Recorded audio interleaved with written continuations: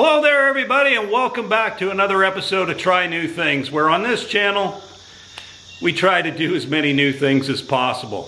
So be honest, hands up, who's never attempted a scarf joint before? Come on, no one's around, be honest. Myself, I've never done a scarf joint, but I do have to put together a ridge beam for a greenhouse I'm building that's over 20 feet long. And the boards that I have are much shorter than that. So I'm going to end up having to do 2 scarf joints to make 1 ridge beam. First time ever. Stay tuned. Check it out. Here are the 3 boards that I'm turning into a ridge beam. They're 2x6. I've got 2 2x6x10 and 1 2x6x8. And I know they're not straight at the moment. It's because I'm laying out the first joint. Let's go down there and check it out. Alright, here is my first joint. Now the recommendation is your scarf joint should be at least 3 times as long as your board is wide.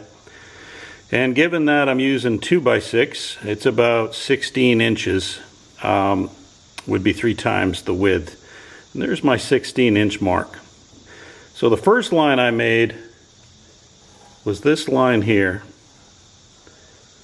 And I've extended it beyond my 16-inch mark, so I know I'm longer than 3 times the width. And then at a 90, I went where it was 1 inch. And then I came off that and made a parallel line, which is this line. And then again, I 90'd off it 1 inch. And then I came back and measured the center and drew another line. Now I've colored this in to make it easier to see the scarf joint, what I'm going to be removing.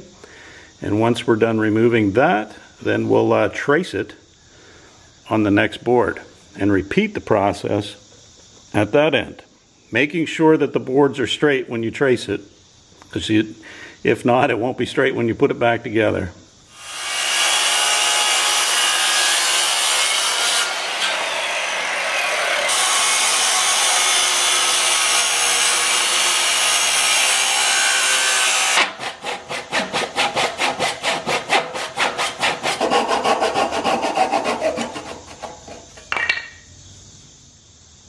Once you have the scarf joint on one end cut out, it's time to trace it on another.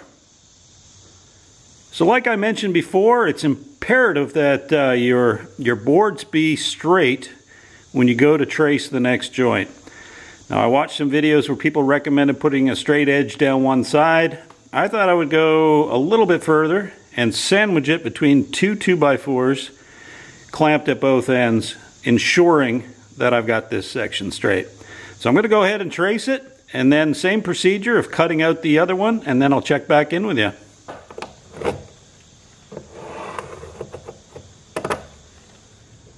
Now there's multiple ways to connect these scarf joints.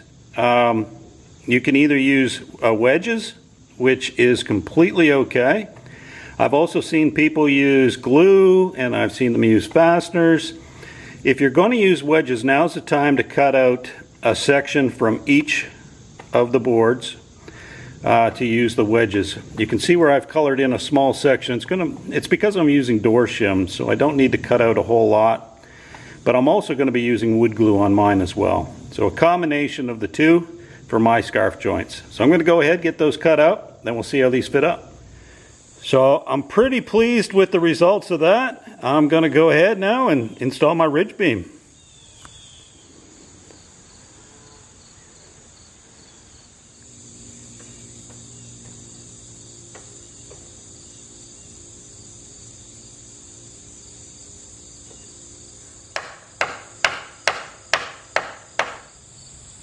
There you have it, 1 installed ridge beam on the greenhouse, complete with scarf joints.